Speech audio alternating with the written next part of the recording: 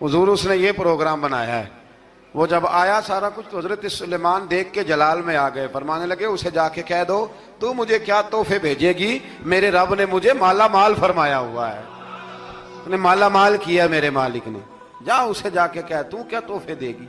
जब रब देता है तो फिर कोई कमी ना ना वो नहीं छोड़ता। बंदे क्या दे सकते हैं, बंदे तो बेचारे 10 दे के तो 10 दिन उनकी आंखें नहीं खुलती।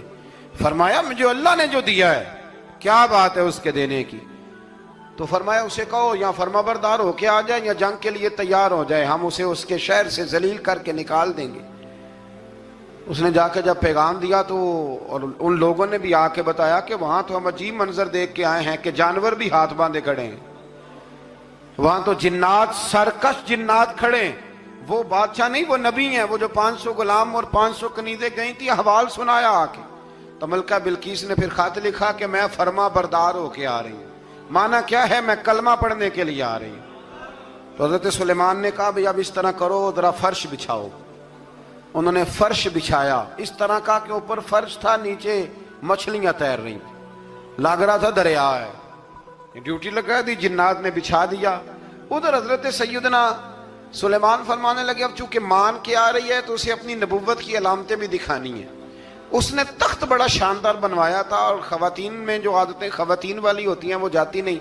वो 7 कमरों में ना पीछे अपना तख्त रख के तो 7 दरवाजे बंद करके आई।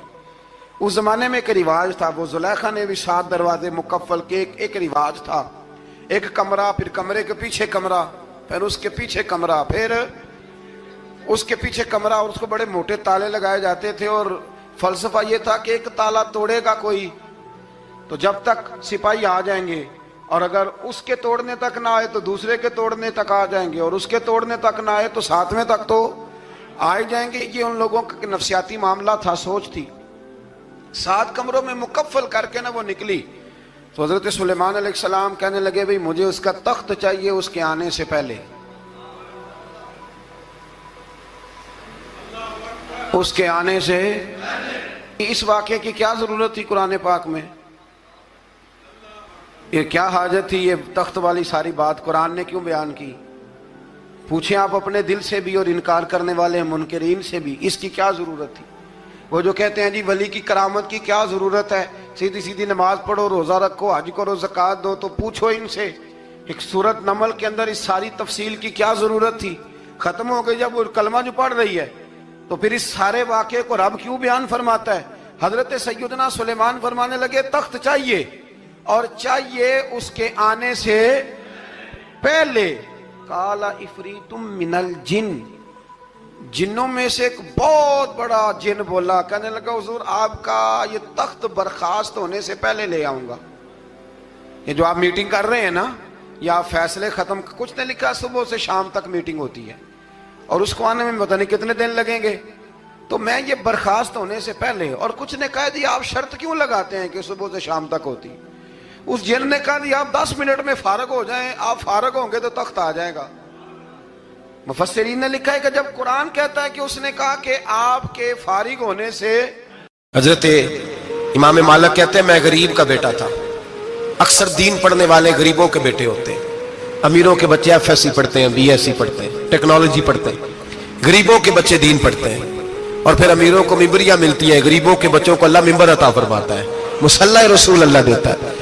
हजरत सैयदना इमाम अबू मालिक फरमाते हैं मैं गरीब का बेटा था और मेरी 6-7 बहनें, मैं अकेला भाई था। आप फरमाते मेरे अब्बा जी फौत हो गए। मेरी अम्मी पकड़ के मुझे एक धोबी की दुकान पे ले गई, कहने लगी इसे कपड़े धोने का तरीका बता दे, सलीका समझा दे, ये भी एक छोटी सी लॉन्ड्री की दुकान खोल लेगा, मेरी बेटियों का पेट पालेगा। धोबी कहने लगा ठीक है, मैं 2-3 दिरहम भी दूंगा महीने के, और जब काम सीख जाएगा तो तनख्वाह बढ़ जाएगी। इमाम अबू मालिक रहमतुल्लाह अलैह फरमाते हैं मैं बहनों के लिए रोजी कमाने निकला, मैं बेवा माँ के सर पे बोझ उतारने के लिए निकला, मैं गुर्बत के आलम में निकला। रस्ते में इमाम आजम का मदरसा था।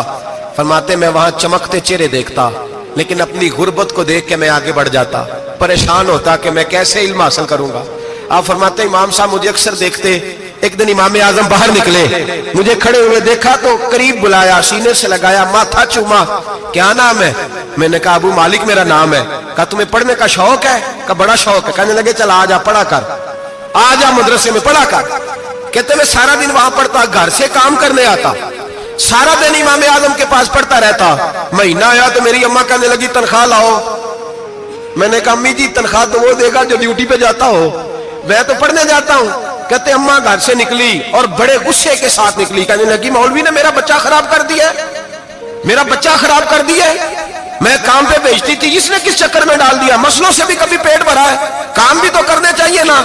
कहते इमाम आजम के सामने खड़ी हुई, इमाम साहब बड़े अमीर कबीर आदमी, अरबों खरबों पति थी, और फिर इतने बड़े आलिम फकीर, सारा बगदाद, सारा कूफा, सारा मिस्र सलूट करता है। बीबी आई और तेज जुमले, औरतों का तरीका होता है, कहने लगी मौलवी तेरी सफेद दाढ़ी, तेरा इतना नाम, तुझे ख्याल ही नहीं आया, मैं बेवा औरत हूं, तूने मेरा बच्चा खराब कर डाला, मेरी यतीम बच्चियां रोटी कहां से खाएंगी, मसलों से भी कभी पेट भरा है।